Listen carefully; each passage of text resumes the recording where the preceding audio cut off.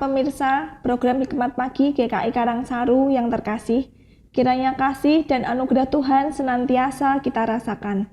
Mari sebelum mendengarkan kebenaran firman Tuhan, kita bersama-sama berdoa. Mari kita berdoa.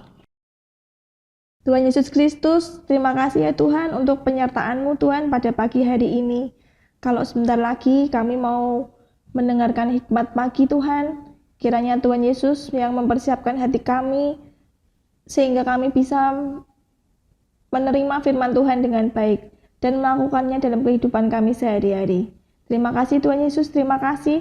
Di dalam nama Tuhan Yesus Kristus kami berdoa dan mengucap syukur. Haleluya, amin. Tema hikmat pagi hari ini adalah di dalam Dia, terambil dari Kolose 2 ayat 7 yang berbunyi demikian. Hendaklah kamu berakar di dalam Dia dan dibangun di atas Dia.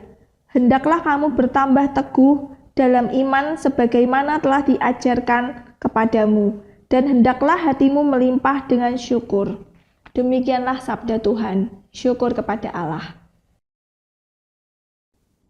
Selamat pagi saudara-saudara yang dikasihi Tuhan. Beberapa hari ini kita sudah belajar tentang aspek pertumbuhan kerohanian orang percaya untuk mengalami kepenuhan di dalam Kristus. Aspek pertumbuhan selanjutnya dijelaskan dalam bacaan hari ini melalui ungkapan dibangun di atas dan bertambah teguh. Gagasannya menunjuk pada sesuatu hal yang dapat dilihat, disentuh dan dikagumi. Ibarat pohon, hal itu menunjuk pada pokok atau batangnya yang pasti dapat dilihat, disentuh, bermanfaat bagi masyarakat di sekitarnya. Persoalannya adalah bagaimana seharusnya proses pertumbuhan ke atas dan bertambah teguh itu? Saudara-saudara yang dikasihi Tuhan, Rasul Paulus memberi jawaban secara taktis, praktis dan teologis dengan berkata di dalam Dia, ayat 6 dan 7. Kata Dia di sini menunjuk kepada Yesus Kristus Tuhan kita. Sementara kata di dalam berupa kata depan menekankan 4 aspek mendasar, yaitu posisi, fondasi, persatuan, dan di dalam pribadi. Mari kita hayati kedalaman maknanya.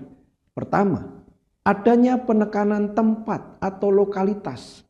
Penggunaan kata depan di dalam menunjukkan arti dari posisi, kondisi, atau keadaan itu, sehingga harus diartikan di dalam suatu tempat, di dalam lingkungan, atau di dalam keadaan.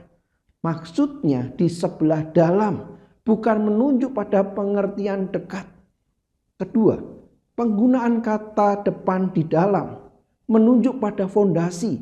Dalam pengertian ini untuk menunjuk dasar atau tumpuan. Analogi akar pohon dipakai Rasul Paulus untuk menjelaskan maknanya dan sudah kita dalami kemarin. Ketiga, penggunaan kata depan di dalam menunjuk pada persatuan. Hal yang ditekankan adalah kebesertaan dalam kesatuan secara terus-menerus. Dan yang keempat, penggunaan kata depan di dalam dapat diartikan dalam suatu pribadi. Saudara, proses pertumbuhan ke atas dan bertambah teguh berlangsung di dalam Kristus, berdasar pada Kristus, dalam kesatuan terus-menerus dengan Kristus, di dalam pribadi Kristus itu sendiri. Kepenuhan hidup yang sejati hanya ada di dalam Kristus. Amin. Mari kita berdoa. Bapak, terima kasih kami semakin dijelaskan bagaimana kami bertumbuh, bagaimana kami bertambah teguh. Kiranya Tuhan kami terus menyadari bahwa kami tidak mungkin bertumbuh dan bertambah teguh di luar Kristus. Oleh karena itu Tuhan mampukan kami untuk semakin setia, untuk semakin hidup dalam kebenaran Kristus, dan bagaimana kami meneladan hidup Kristus di tengah dunia ini. Berkati kami semua hari ini, di dalam nama Yesus kami berdoa. Amin. Saudara yang dikasihi Tuhan, tantangan, godaan, hantaman, dan beban kehidupan seringkali membuat kita goyah. Kita ragu untuk melangkah. Bahkan kita merasakan bahwa kita penuh dengan kelemahan, keterbatasan dalam kerapuhan. Hanya Tuhan yang mampu menolong kita. Hanya Tuhan yang mampu memberikan kekuatan. Oleh karena itu mari kita bersandar teguh kepadanya. Banyak orang ingin bertumbuh dan bertambah teguh.